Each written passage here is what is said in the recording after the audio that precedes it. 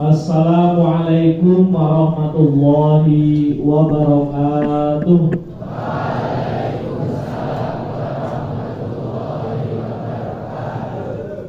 Alhamdulillah wa syukurillah wa la hawla wa la quwata illa billahil aliyil azim.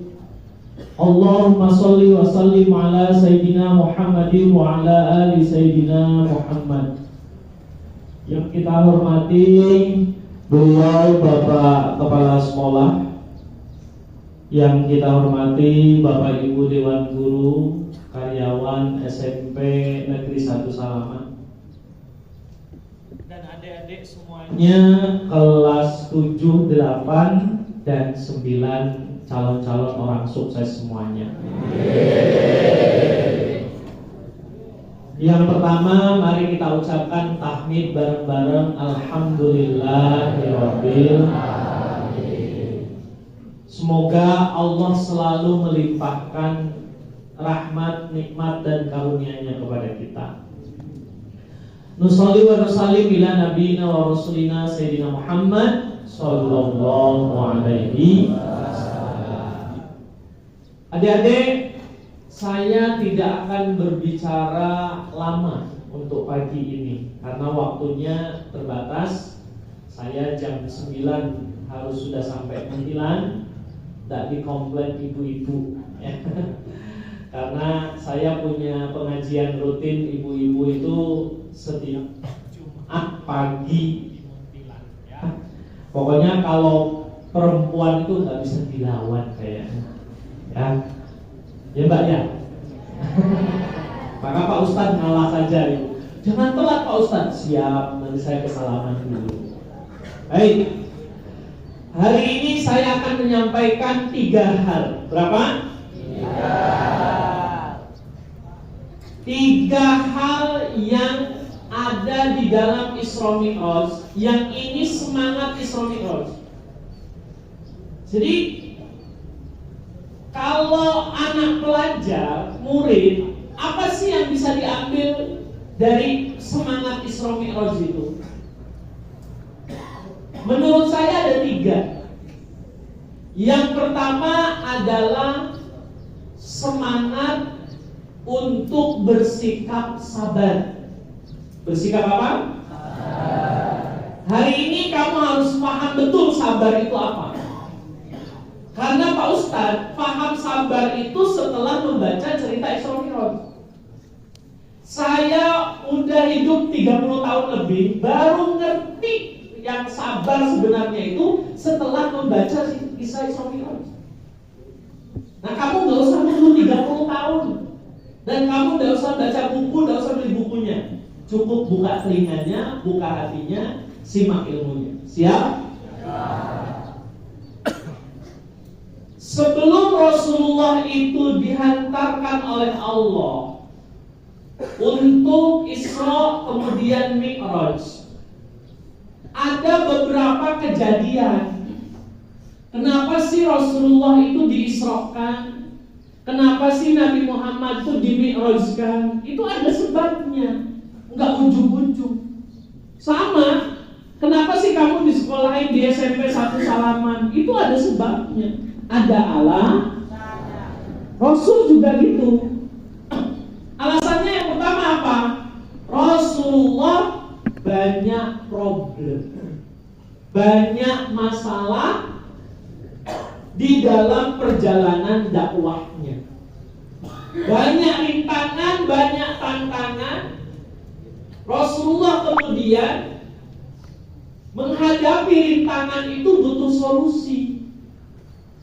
Nah, sebelum solusi ini didapat, maka Rasulullah itu dihadapkan dengan kejadian. Tetapi anak-anak, solusi ini muncul setelah sabar ini. Bagaimana Rasulullah bersabar? Oke, kita ambil satu kejadian. Sebelum Rasulullah itu diisrokan, Rasulullah dibelah dadanya, dibersihkan hatinya oleh malaikat atas perintah Allah. Tetapi sebelum malaikat itu datang, Rasulullah melakukan yang namanya dakwah ke Taif namanya.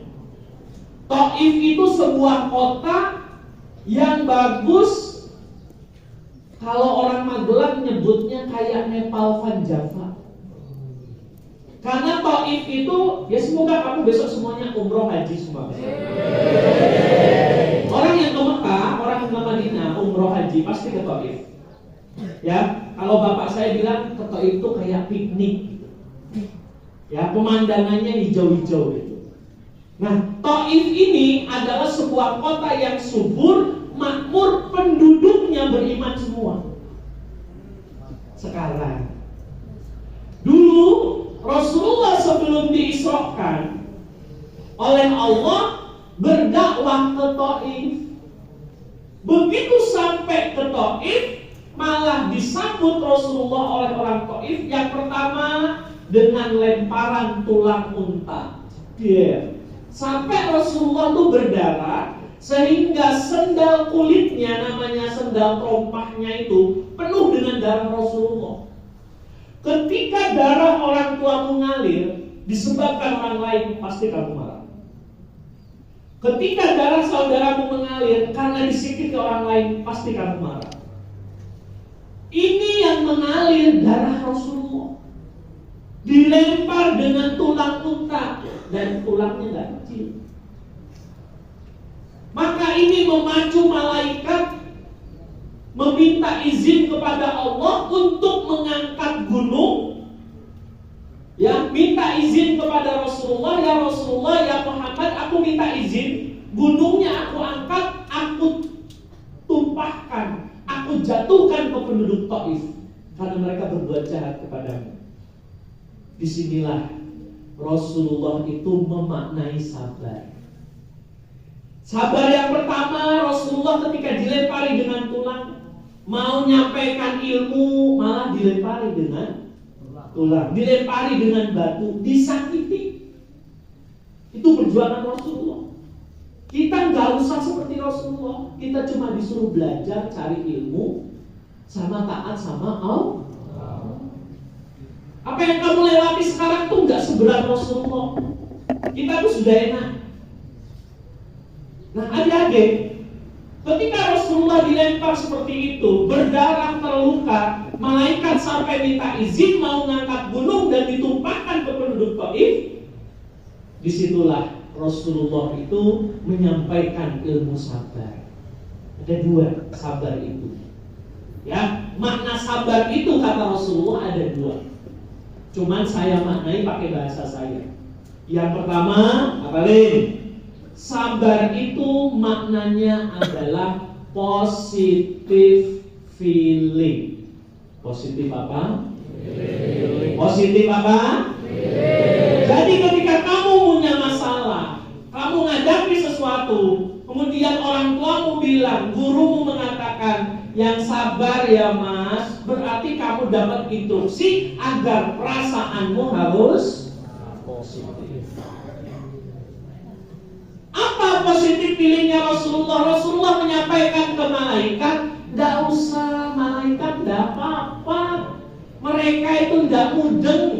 Orang tok itu nggak mudeng kalau saya ini ngajak mereka itu supaya baik, supaya hidupnya selamat. Tidak apa-apa, nggak mudeng kok. Biarkan aja mereka menyakiti saya, karena mereka nggak paham. Ya, nggak paham. Tahu nggak yang sudah praktek kayak gitu siapa?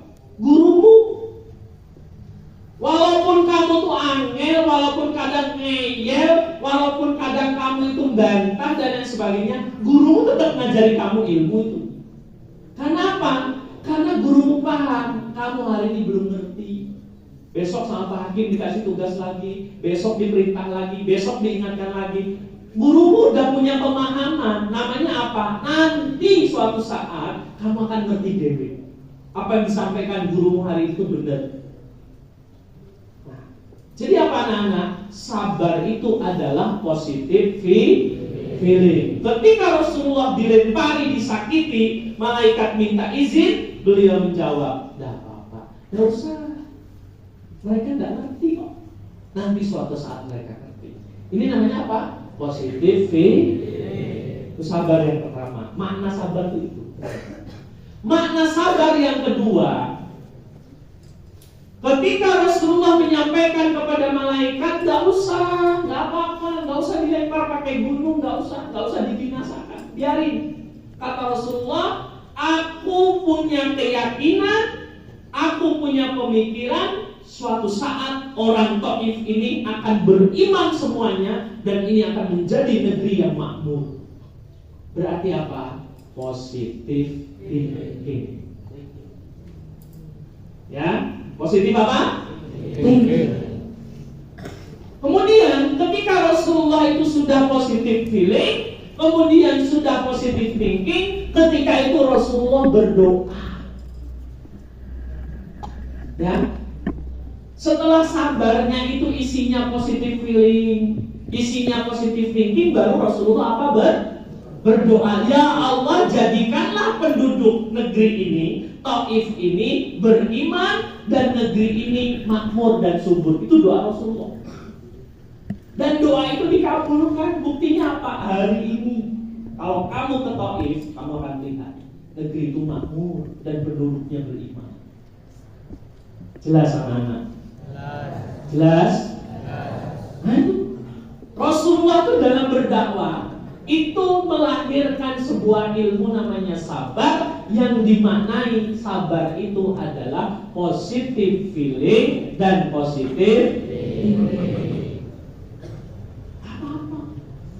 Nanti aku punya keyakinan, aku punya pikiran, mereka suatu saat akan beriman. Kemudian Rasulullah mengangkat doanya kepada Allah, ya Allah, jadikan penduduk ini apa? Beriman dan makmur. Pulang dari Taif dengan kaki yang penuh darah sampai rumah. Tahu nggak? Tidak ada hari itu orang Taif yang memutuskan beriman. Mungkin ya kayak gini, saya ceramah dilempari kamu dan ada yang satu percaya, aku saya pulang. Rasulullah itu pulang ke rumah, nggak ada yang satupun warga Taif itu yang mau beriman. Nggak ada yang mau terus syahadat, nggak ada. Pulang Rasulullah sampai rumah, begitu masuk ke rumah, ada satu makhluk Allah yang menemui Rasulullah. Ya Rasulullah, ya Muhammad, bimbing saya untuk bersyahadat. Saya ingin masuk Islam hari ini karena tadi aku melihatmu di Taif berdakwah dan aku suka dengan ilmu yang kamu sampaikan dan aku suka dengan akhlakmu, dengan kesabaranmu. Izinkan aku masuk Islam, tolong aku dibimbing untuk bersyahadat. Siapa makhluk Allah itu? Jin. Siapa? Jin. Jin makhluk Allah bukan? Ya. Ciptaan Allah bukan? Di ruangan ini ada jin. Jadi kamu tidak dengerin, tidak apa-apa. Ya, buktinya apa? Rasulullah saja nyampaikan ilmu, ada yang ngambil ilmunya tapi bukan manusia, tapi apa? Jadi hasil Rasulullah dakwah di Taif yang masuk Islam cuma satu makhluk Allah, bukan manusia tapi jin. Setelah kejadian itu barulah datang perintah untuk Isra. Ya, perintah untuk Mi'raj. Dan sebelum Rasulullah itu sowan kepada Allah lewat Mi'rajnya, lewat Isra'nya, Rasulullah dibersihkan hatinya. Itu pesan buat kita anak-anak. Kalau kita itu harus memperbaiki terus diri kita. Berarti semangat Isra Mi'raj yang pertama adalah semangat sabar, semangat yang kedua adalah semangat memperbaiki diri. Kenapa? Rasulullah itu sebelum di Isra Mi'rajkan dibersihkan dulu hatinya. Pesannya apa? Kalau kita mau menghadap Allah, diri kita harus bersih. Fisik lewat wudu. Betul? Wudunya yang benar. Guru PAI-mu dan ngajarin di kelas, guru PPK-mu dan ngajarin di kelas, wudu yang benar. Ya, tangan basuhnya sampai mana? Jangan salah-salah. Ya, wudu selesai. Jangan. Wudu yang benar. Ya, jangan asal-asalan. Di pas saya tuh ngingetin nih, karena kalau wudhu pun nggak benar, sholatmu apa? Hanya percuma. Saya kemarin mau Jumatan itu, ya mau khutbah Jumat, saya kebetulan belum wudhu karena habis dari satu tempat langsung ke masjid. Ya, nggak cukup waktunya dan saya jatahnya khutbah di ya, jatah khutbah Jumat. Itu saya nemukan ada anak pemuda itu wudhu pakai lengan panjang, itu kancing bajunya tidak dilepas, jadi yang dibasuh cuma pergelangan tangan ke bawah. Ya, benar nggak itu wudhunya? Yang pertama, kita harus bersih dulu. Contohnya siapa Pak Ustaz? Contohnya Nabi Muhammad mau ketemu Allah itu di Mi'raj itu, mau menghadap Allah, dibersihkan dulu sama malaikat. Yang pertama fisiknya lewat wudhu. Ya, yang kedua kita harus membersihkan hati kita. Satu, penyakit hati apa? Menyakiti orang lain.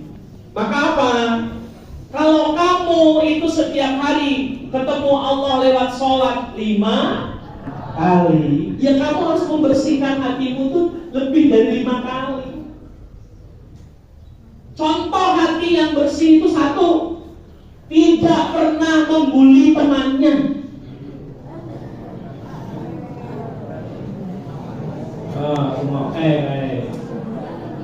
Bapak 1, 2, haram hukumnya membuli teman dengan menyebut nama orang tuanya.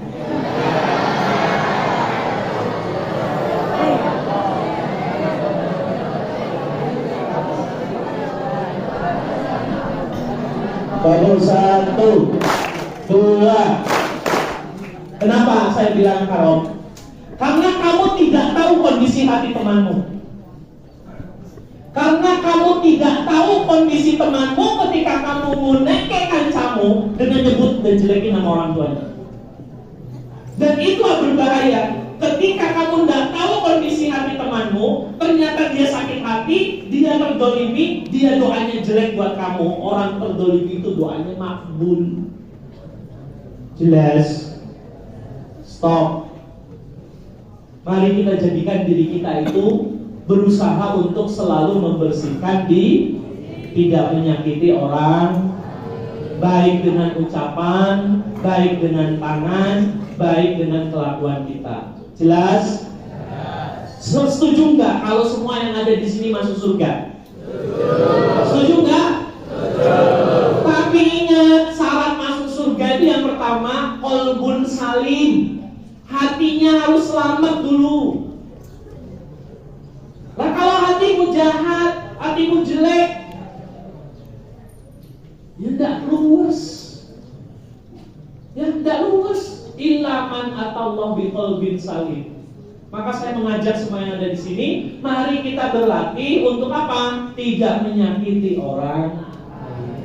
Baik lewat ucapan, lewat status, lewat WA, lewat fisik kita. Siap adik-adik? Jadi Isra Mi'raj itu membawa semangat apa? 1, semangat sabar, 2, semangat berubah. Oke.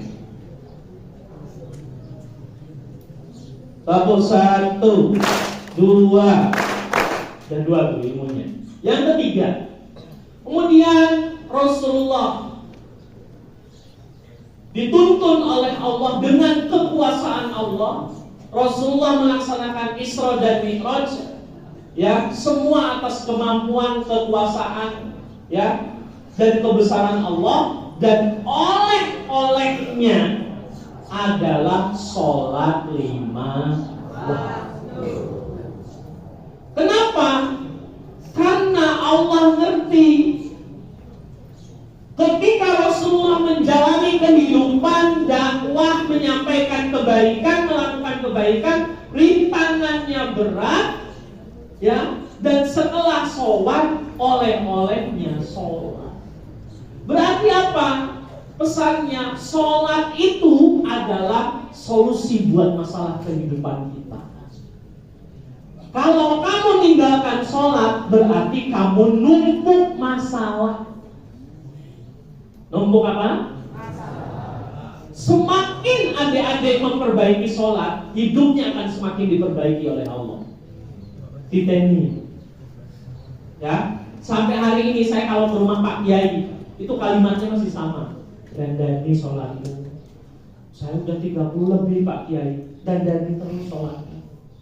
Nek sholatmu wis bener, jajal wudumu dicek. Ya, nek wudumu udah dicek, bajumu dicek, halal apa haram dunia. Kalau bajumu udah dicek, wudumu udah dicek, itu makanan yang masuk ke perutmu itu duitnya dari mana, halal apa haram. Terus seperti itu. Kenapa adik-adik? Karena Pak Kiai saya selalu bilang, selama kita istiqomah, terus memperbaiki kualitas sholat kita, insya Allah hidup kita itu akan ditata oleh Allah dan hasilnya akan indah banget. Bahkan tadi malam itu saya rasanya pengen update status Pak. Pengen update status gini, Gusti Allah kuwi ngerti kebutuhanmu apa, mesti dicukupi kok. Karena itu saya sedang merasakan betul. Yang merasakan itu apa? Merasakan perjalanan saya evaluasi gitu. Dari mulai saya nggak dikasih uang orang tua, saya terakhir menerima uang dari bapak saya itu lulus SMA. Setelah itu nggak ada sepeser pun sampai hari ini. Karena memang kewajiban orang tua kita nafkahi anak itu cuma sampai usia 17 tahun. Setelah itu anak harus bisa cari makan sendiri. Jadi kalau orang tuamu itu tidak nafkahi kamu, tidak dosa aslinya. Ya, kenapa? Karena kita dituntut untuk hidup tidak apa-apa gini, apa-apa gini. Ya, jelas? Paham adik-adik? Ini mental. Nah, kembali kita ke sholat. Ya, kembali mana? Ke sholat. Jadi oleh-oleh Isra Mi'raj itu apa? Sholat. Mas, namanya siapa? Berdiri Mas Abian. Ganteng sekali calon Pak Ustadz kita ini. Nah, tepuk tangan buat Mas Abian. Terakhir ngaji sama saya di gedung ya Pak ya. Acara apa itu? Maulid ya. Maulid Nabi. Ketoke saya pernah menyampaikan di sana itu, di Maulid Nabi, setan itu mengikat leher manusia itu berapa ikatan? Ayo, masih kekelingan enggak? Apa belum saya sampaikan? Sudah? Berapa? Berapa Mas? 3. Saya mau ngecek Mas Abian. Setan mengikat leher manusia berapa ikatan? 3 kan? 3. Jarine kancamu. Apa saja? 1. Apa Mas? Lupa juga. Baik, turun Mas Abian, terima kasih. Jadi setan itu saya ulangi sekali lagi biar kamu sholatnya itu tambah semangat, tambah sadar. Jadi setan itu mengikat leher manusia berapa ikatan? 3 ikatan. Berapa ikatan? 3. Ya'idu syaitan ala qafiyati roksi ahadikum. Setan itu mengikat qafiyah. Qafiyah itu tengkuk sini. Nek sing tak pakai jenenge qafiyah. Tapi nek bahasa Arab qafiyatun itu sini. Nah, setan itu yakidu itu naleni. Ngikat tengkuk manusia itu 3 ikatan kalau pas tidur. Ya, kata Rasulullah seperti itu. Ya, jadi Mas, karena kami yang jawab berdiri. Sini. Ya. Tapi Pak Ustadz buat setan loh. Buat Ustadz Anda. Berapa ikatan ini? 1. Berapa ikatan? 1. Bisa diseret enggak? Ya. Bisa dituntun enggak? Ya. Bisa digantung? Ya. Bisa diseret? Ya. Berapa ikatan?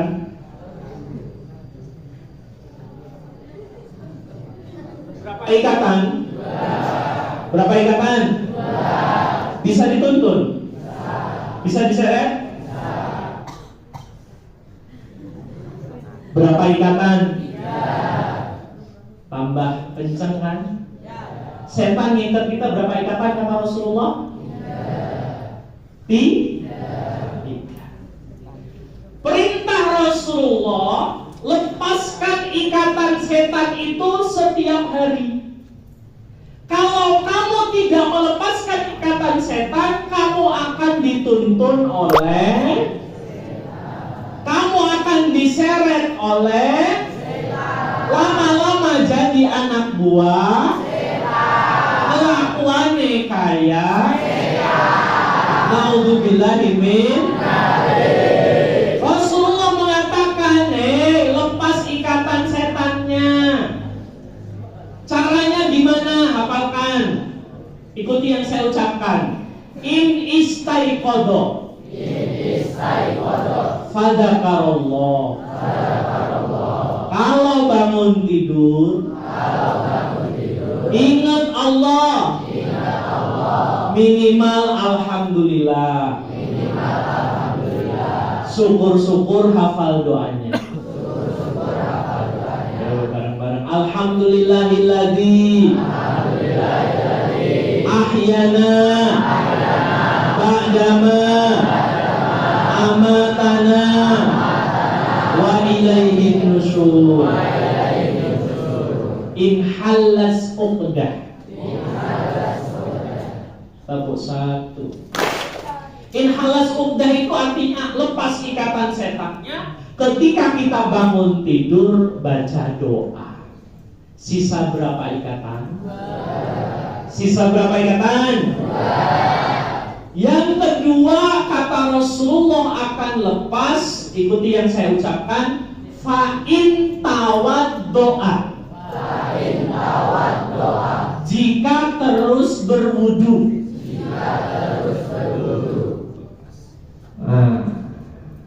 Sisa berapa? Sisa berapa? Yang kedua lepas. Kalau kita ngapain? Wudu. Yang ketiga akan lepas. Ucapkan bareng-bareng. Fa'in sholat. Jika terus melaksanakan sholat. Sholat apa? Sholat subuh.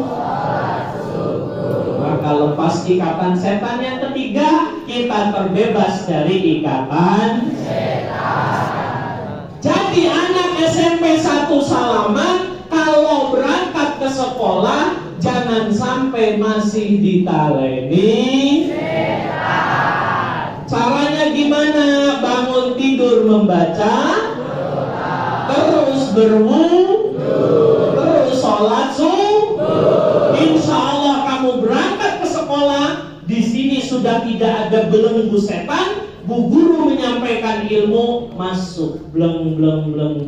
Tapi kalau kamu berangkat pagi ke sini kok enggak subuhan, maka di sini masih ada belenggu setan, sulit dinasehati, sulit dikasih ilmu. Naudzubillahi min dzalik. Tepuk tangan buat teman kita. Tabuk satu. Ada berapa ikatan setannya? Cara melepasnya yang pertama bangun tidur membaca apa? Yang kedua apa? Yang ketiga apa? Sholat apa? Ini baru subuh. Oleh sholat itu baru subuh saja itu udah menyelamatkan kita. Nah, kalau kamu lengkap 5 waktu, apa yang akan terjadi? Hayya 'alal falah. Mari menuju kesuksesan. Mari meraih kemenangan. Falah itu apa sih Pak Ustadz? Kemenangan, beruntung, keberhasilan. Tetapi sebelum hayya 'alal falah ada tangga sebelumnya, namanya hayya 'alas shalah. Jadi yang pengen diajak sukses oleh Allah, pengen diajak hidupnya bejo sama Allah, beruntung, menang terus sama Allah, tangganya harus dilewati. Namanya apa? Itu pesan Isra Mi'raj itu. Karena oleh-oleh Isra Mi'raj itu apa? Sholat. Jadi semangat yang ketiga dari Isra Mi'raj itu apa? Semangat memperbaiki sholat. Ada 3 semangat yang hari ini saya bawa. Semangat bersabar, semangat memperbaiki diri, yang ketiga apa? Semangat memperbaiki sholat. Jelas? Mana dulu? Ayat sholat dulu, ayat sholat dulu. Jelas anak-anak? Jelas? Pengen hidupnya beruntung? Pengen meraih kemenangan? Pengen meraih kesuksesan? Kamu gak bisa melewati tangganya. Gak bisa. Ya, gak bisa. Yang laki-laki angkat tangan. Yang laki-laki angkat tangan. Turunkan. Saya tanya sekali lagi. Suatu saat dalam hitungan tahun, tidak nyampe 20 tahun, mungkin 10 tahun, 15 tahun lagi, semua yang ada di sini, insya Allah saya doakan berkeluarga semua. Akan ketemu jodohnya masing. Maka silakan cari jodoh yang gak ditaleni setan. Jelas? Jelas? Ya Mbak ya. Cari calon suami yang tidak ditaleni. Bangunnya pagi, sholat subuh. Besok kamu subuhan di masjid, cari isinya mbah-mbah.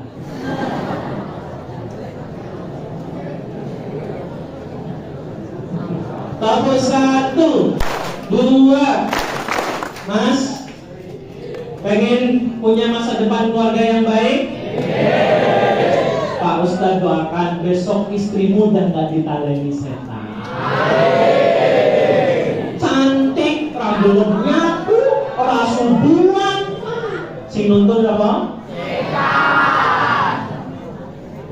Enggak lagi orang kali ini tulisannya anak buah. Alhamdulillah imin. Jelas? Tahap 1, 2. Anak-anak hari ini dapat ilmu? Dapat gak? Yang pertama tadi semangat apa? Sabar itu ada 2 makna. Yang pertama apa? Positif. Positif. Tahap 1, kamu melewati proses pakai ilmu sabarnya. Apa? Positive feeling. Saya yakin kok. Ya, saya yakin saya dapat ilmu, saya bisa memperbaiki diri saya. Saya yakin suatu hari apa yang saya cita-citakan itu namanya orang-orang sabar.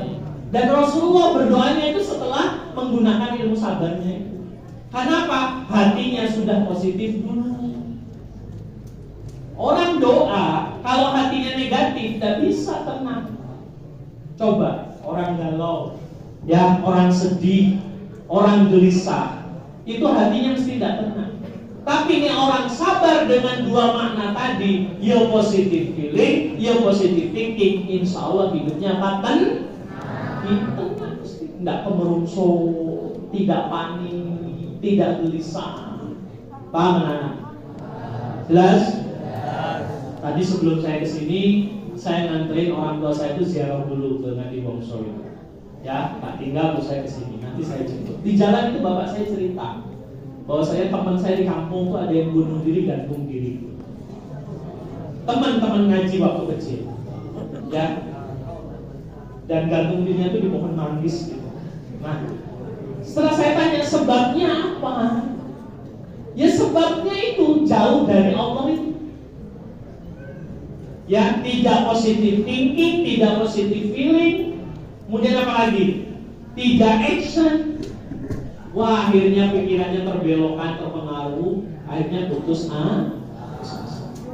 Yang kedua apa tadi? Semangat apa? Semangat melakukan perubahan yang dilakukan oleh Rasulullah sebelum sholat Allah adalah membersihkan diri, ya fisiknya, ya hatinya. Kalau kita lewat apa? Lewat wudu. Kemudian apa hatinya? Lewat menjaga adab, menjaga akhlak, tidak menyakiti orang. Yang terakhir adalah semangat sholat. oleh Isra Mi'raj namanya sholat apa? 5 waktu. Itu adalah solusi buat kehidupan manusia.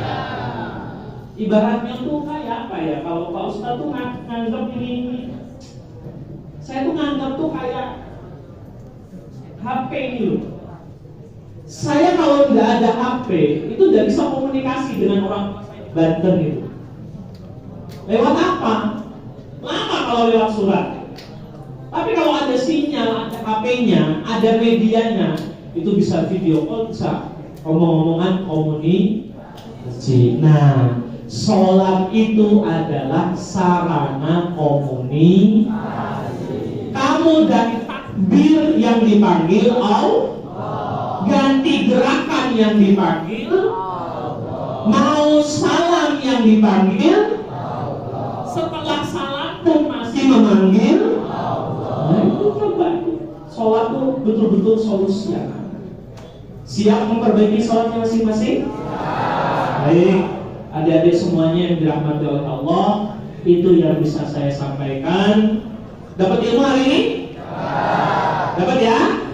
Alhamdulillah.